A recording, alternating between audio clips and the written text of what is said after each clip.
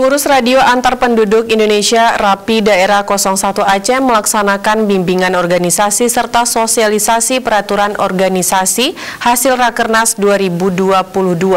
Acara tersebut berlangsung di Gedung Information Technology Learning Center ITLC X Bioskop Garuda Banda Aceh pada Sabtu 16 Juli 2022. Kegiatan bimbingan organisasi serta sosialisasi peraturan organisasi hasil Rakernas 2022 dihadiri ratusan anggota Rapi se-Provinsi Aceh, serta tamu undangan dari perwakilan BPBA, Basarnas Aceh, PWI Aceh, IOX, IOF, dan Balmon Banda Aceh.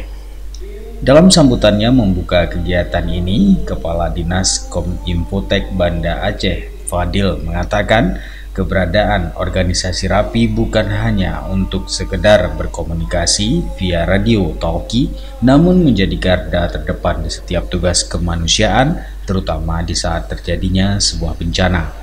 Harapan kami kepada Rapi tetap tangguh dan tetap menjadi bagian terdepan dalam hal memberi contoh terhadap bagaimana sebaiknya memberi terhadap masyarakat, terutama dalam hal bencana dan hal-hal masalah sosial.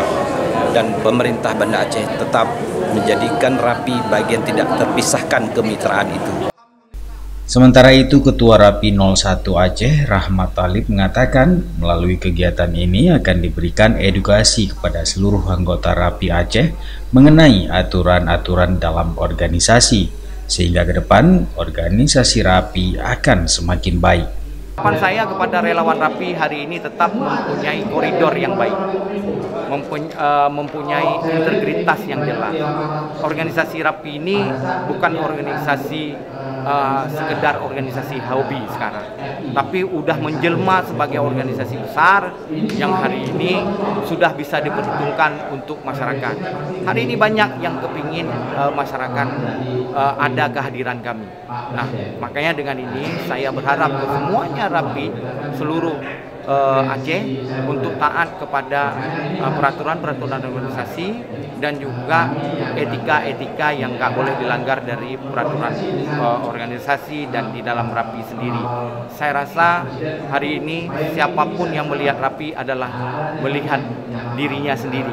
Artinya kami berharap Rapi ini bisa dicintai oleh masyarakat keseluruhannya di Provinsi Aceh. Dari Banda Aceh, Tim Liputan Aceh TV melaporkan.